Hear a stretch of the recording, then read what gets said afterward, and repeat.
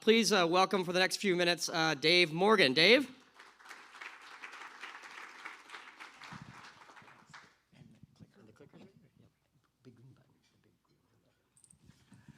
Good morning. Yeah, having that history, I'd forgotten about that. It was literally the day we signed. I was the first speaker at the first behavioral summit. And one of the things I'm excited about participating in this event. I've been writing a column for Media Post now for, it must be 21 years on a weekly or bi-weekly basis. So it's nice to be part of one of the events. So I'm going to talk about a few things here, just to lay some context for demystifying the future of TV and video.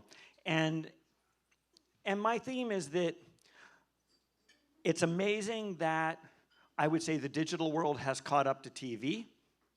And as someone who has been in this business, I'm sitting next to Scotty Schiller and Mark Lieberman, people that have been in this business as long as me, but literally I started in ad tech 30 years ago. I think the one thing that we really have to make sure that we don't do is treat the present and future as if it was still 2012 with the kinds of pure programmatic and digital banner approaches, and I'll give a little bit of explanation about that. But I want to talk about, I think, 3 problems that are going to be presenting themselves to us with TV and video in a converged way. And that is, the first is going to be fragmentation, the second is fit, and the third is fluency. Fragmentation. Everyone has seen a bunch of these kinds of slides.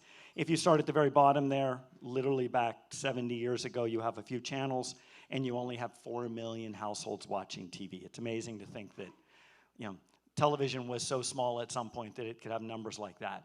And then as you start thinking about the number of companies providing programming, as the households of now over 120 million households in the United States watching TV, and now hundreds of providers of TV services.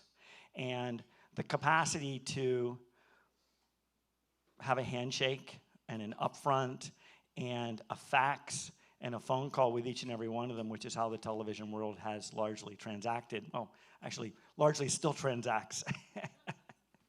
That kind of fragmentation is just not, it's going to mean that we've got to dramatically change the way that we do business, because in those hundreds of channel providers, it no longer is just the large TV companies, it's the large streaming services, and in many cases, some of those streaming services are larger than a lot of the existing television companies. And so we're going to have to be able, when it comes to finding our target audiences and doing it with certainty, efficiency, and speed, to be able to do it across this kind of fragmentation means really embracing automation, really embracing predictive analytics, embracing better targeting. But fragmentation is going to continue to be a problem, and it is something that the digital ecosystem has done a really good job with. But fit. As someone who has been part of the early ad servers, the early behavioral servers, the early programmatic platforms, and who has spent the last 14 years in the linear TV world, which was a really hard transition to go from digital into TV, I cannot overstate this issue enough. The digital banner systems were not built for television. And when we're talking about connected television, we're talking television. And there's a couple really fundamental differences, because in the world of digital banners, supply exceeds demand. You can have, one page can have 15 ad units, you can have 5 tabs open, you can have lots of ad units below the fold, you can have lots of ambient ads and out-of-home ads. And so in that world where you have virtually an unlimited supply of units and impressions that could potentially reach people, it significantly exceeds the amount of demand, which is one of the reasons that the digital ecosystem has become much more of a performance ecosystem, because you can wait until the last moment. That banner is perishable, and you can use real-time bidded systems on an auction basis to secure access to it, and you can close the loop to a click or a conversion or some other digital signal which was your objective. And you can use that information to buy your next one and your next one. And so the systems, by nature, and they do this very well, I'm not being critical of their applicability to the issues in digital banners. By their nature, it's all about how do you expose every impression to as many potential bidders such that 10 milliseconds before you can find 1 penny more for that unit. And that is what the systems are designed to do. However, in the world of television and in connected television, the unit isn't one of hundreds of potential banners you might run into in the next minute or hour. The unit is a person's time and attention. Full screen takeover, primary engagement. You get to own that person for 15 seconds, 30 seconds, 60 seconds, maybe as little as 6 seconds. But that amount of time is finite. There are only so many people that have so much attention on so many ad units. And as you know, in connected TV, we actually have lighter ad loads than we've had in conventional television, so those are more scarce. And in that case, demand exceeds supply. And that's why there's an upfront, and there will always be an upfront or a new front, because when demand exceeds supply and when a brand or a marketer really need to reach certain people at certain periods of time with that kind of engagement with sight, sound, and motion, it's quite natural to want to actually buy those in advance. Whether that's a week in advance, a month in advance, a year in advance, knowing that you have a product launch at a certain time, knowing that it's back to school and you have something to sell at this moment, knowing when your inventory supplies are up. Now that doesn't mean we'll always see in the world of connected TV the same kind of thing, but understanding that there are a number of things that were built for the digital world that don't fit the world of connected TV and TV. You know, in a world where audiences are inferred by cookies and mobile devices and it's all about match rates and lookalikes, that doesn't work in a TV world. Where the web browsing doesn't tell you much about the audience or audiences that are on that TV. That you don't understand programmer distributor pathways. Are you watching Peacock on a native app on your Samsung Curve TV, which probably tells something about how many people are in there co-viewing, or are you watching it on your frame off of Roku, which may have something to do with the insertion of ads into that? And so understanding what the pathways in will be really, really important.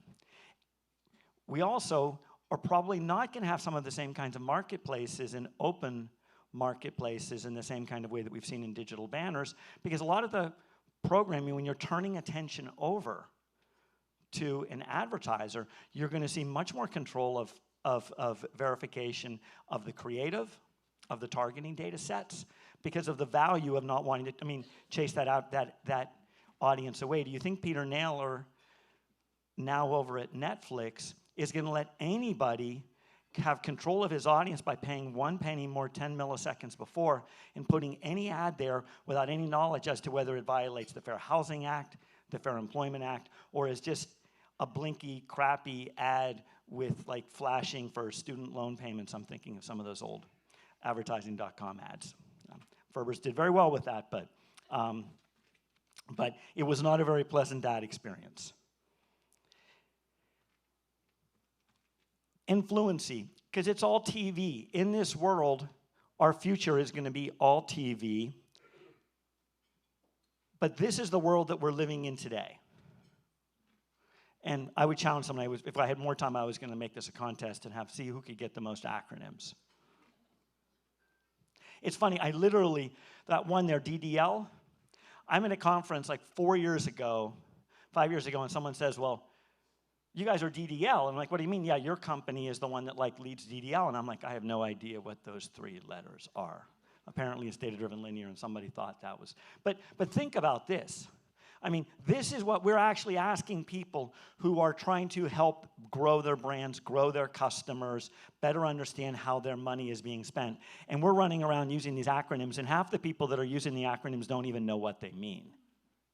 That's why at Simulmedia we have a rule, the no acronym rule, which is if you use an acronym, you must, in the same sentence or breath, explain what it is. And if you don't, you have to pay $1 for everybody that's listening. And so in the world of remote, where there's a lot of people on Zoom, it can get much more expensive. But we need fluency, and this means that we're going to have people fluent in not just digital impressions, but TV, reach, gross rating points, demographics, and digital first-party targets and how those things work. We're going to have cross-fluency because this is going to be a mix for many years. We're not going to see linear suddenly go away, and we are going to see a steady march of connected TV, and we're going to see the techniques that drive connected TV are going to be the kinds of things that power the future. And so the way we see the future, and just tell you how we see it at Simulmedia, we believe that the most important things going forward now are going to be doing television and connected TV together, that it's critical. Now, this is going to be a problem because we still have siloed organizations in most places, sometimes starting all the way back at the client, where the budgets are already divided between a linear budget and a streaming budget, and sometimes that's by contract. I mean, Procter & Gamble's Gillette division has very specific contracts that have gross rating points and demographics and Nielsen ratings built into its contracts with Walmart and Walgreens, and so you can imagine that actually budget has to be managed that way. So, but we're getting better, and it's already starting at the client side, where we're starting to see integration of these kinds of metrics and more outcome-oriented metrics, not just media outputs. But we believe that there's going to need to be an integrated solutions where you can actually plan, activate, and measure in an integrated way across all of the channels and all of TV and streaming and all of the companies that provide it and do it in deduplicated ways. We call our platform TV Plus. We launched it earlier this year. TV Plus, doesn't Apple have a trademark there? No, incredibly, we do tend to be a little early on things sometimes at Simulmedia, so we did trademark that 10 years ago, waiting until the moment we could actually bring them together. And so from there, we need to be able to not only deliver against the normal television metrics, Nielsen reconciled posts. It's essential to be able to comply with TV budgets, but also to be able to use the kind of first-party targets that people want when they target ads, whether that's Nordstrom or Rover or Harry and David's using first-party data and being able to target those audiences in television. It means being able to do it in a way that delivers the kind of certainty, efficiency, and speed that the digital buyer expects, because we think the one thing that goes away for sure is the idea that the TV world can have a clock speed that operates on the quarterly or annual cycle is just not going to work in this future. As I say, I don't believe that the upfront goes away because I think there's a lot of reasons that people will want to purchase well in advance. But I think that it is clear, as we've seen with supply chain disruptions in the pandemic and for lots of other reasons, that we're going to see a need for more flexibility, more nimbleness, but people are going to need to get what they want to get when they want to get it. And it's also going to be really important as we see TV and connected TV and streaming come together, that we see much more full funnel metrics, where the digital world has been living so much on the click in the bottom of the funnel and the cost per acquisition and basically making the buys on search and making the buys on social, but truly understanding who the people are, where they are in the funnel. And probably one of the biggest things that is going to be a real challenge is how many people and who are they on the other side of the screen. Because the world of digital has been the world of the user. Single device, single user, single purchase. The world of the TV is the world of the household. That's why Microsoft wants into it. That's why Google wants into it. That's why Amazon wants into it. It's the home. It's the home, it's the family, it's the ability to impact a broader group of people. And this is going to be one of the most important things. And we're going to see new identity graphs and new data sets that are able to clear well, not just to give you the reach and the audiences in connected TV, but to truly understand who is on the other side.